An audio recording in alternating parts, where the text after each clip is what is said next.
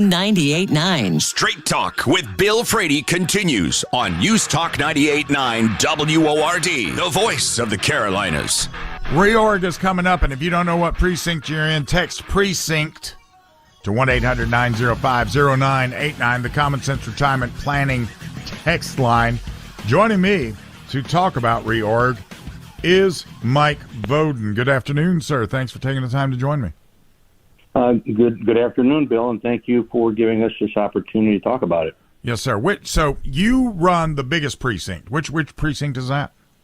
I'm in Walnut Springs, and we'll be reorganizing on March 1st at Windy Hills Wedding and Barn Venue. Right. And we have about 6,000 in our precinct. I imagine that's going to be what is the biggest problem facing us on the precinct level? How many people do you normally have show up for this? Because this really sets the stage for everything that comes after this when it comes to primaries and everything else, right? Yeah, I would say back in 2021 when I first got involved in it, the county and the state was much smaller in terms of the number of participants. And after the 2020 election, and a lot of people were soured by the Republican Party, there was an insurgence of people that wanted to get involved once they understood what ReOrg was and it was available to anybody. And the party has been growing since then, certainly in our county, up to well beyond 1,000 people across our 151 precincts. So let me ask you a question. For all these people that don't like the way the Republican Party in South Carolina operates, if ReOrg and all of the county level stuff was bigger, if there were more people showing up for ReOrg and more people showing up for all of the other things that happen, would that catch their attention? Would we see a shift in their attitude, do you think? I think that's exactly, what we're trying to do is, to win ReOrg as, patriots and America First entities, so that we can then get involved in recruiting good candidates to replace, bad representatives, and to bolster and support good representatives. And then we can influence and help win legislation. That's really, I think, the formula that we're trying to build here in Greenville and across other counties where we have a lot of colleagues that are like-minded as well. One thing that's always mystified me about the state of South Carolina, especially around here, because I've lived around here since 1976. I see what the attitudes and everything are. But in government, it seems like we are the last to ever implement something that everybody else does. Why are we not stampeding this? Permitless carry, for example. We were number 29. And why weren't we number 5? Why weren't we number 2?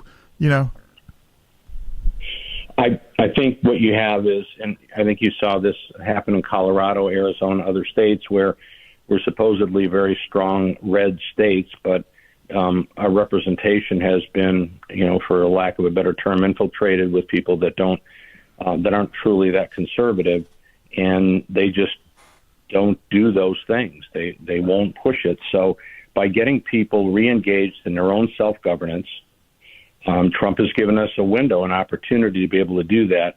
We're going very hard at recruiting this year to double and triple our numbers in every precinct. It's a great opportunity for every citizen to have a voice and to be able to influence their legislators, their representatives, their councilmen, their school districts in the direction and in the values that they actually want. And, and the beauty about ReOrg is you can give us 2 hours over the course of 2 months.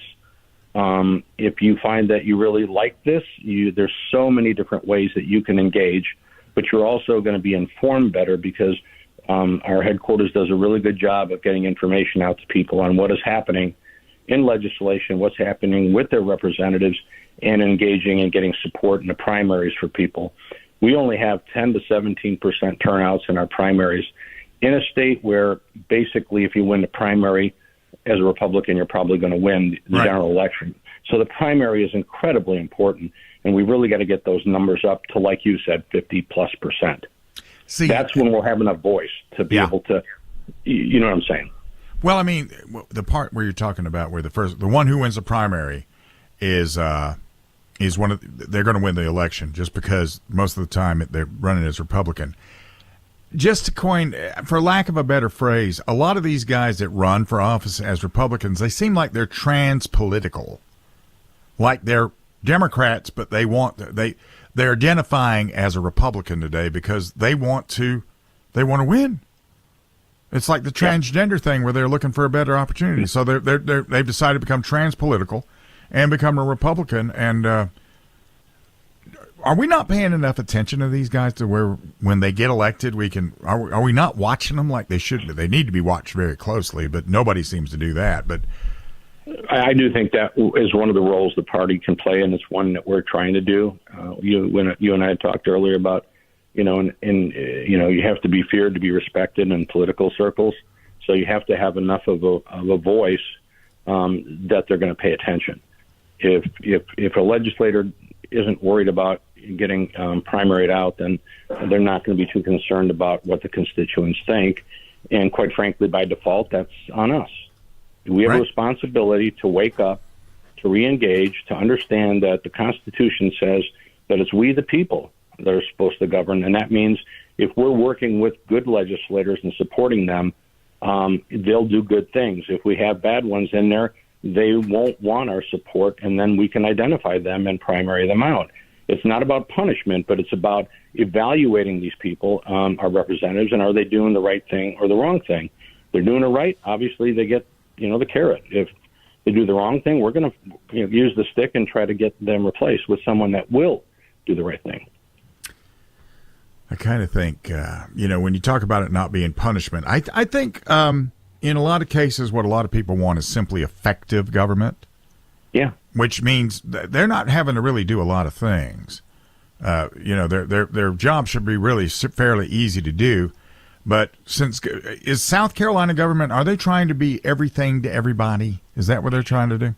I don't think there's a simple answer. I think there are legislators that are good, that are running up against opposition, numbers that are bigger than theirs, so it makes it difficult for them to do the things that they want to do on behalf of the constituents. I think there are some that have, unfortunately, some conflict of interest that drive their behavior a different way, and then there's others that have agendas that are contrary to what the platform is. The ones that are contrary to the platform are the ones that we really have to focus on, and I think we did do that when we saw the actions of the county board in Greenville this last go-around in June. So I think that's one of our roles, and our role is to make our tent as big as we can. The party should be about the people, for the people, not a brand. The GOP should be for the people, and that gets lost in it within the party itself, too. So, everyone can take some blame here. Citizens can take blame for just not engaging. Legislators for not fighting hard enough or for not being honest about their agenda.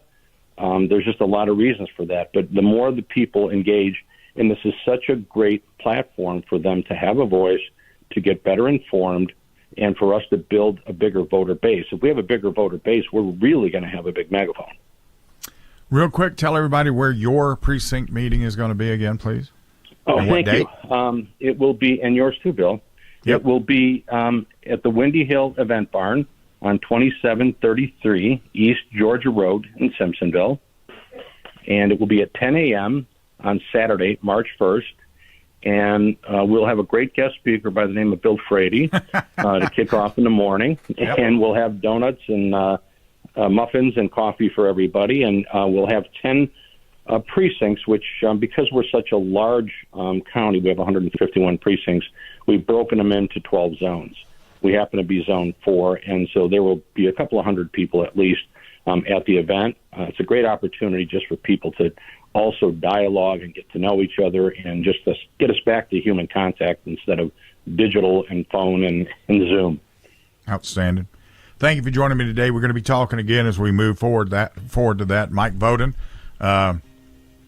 If you don't know which precinct is, text precinct to 1-800-905-0989, and we'll let you know who that is. Coming up next, there's a lot of Trumpian opportunities for the Second Amendment coming up. This is News Talk 98.9 WORD.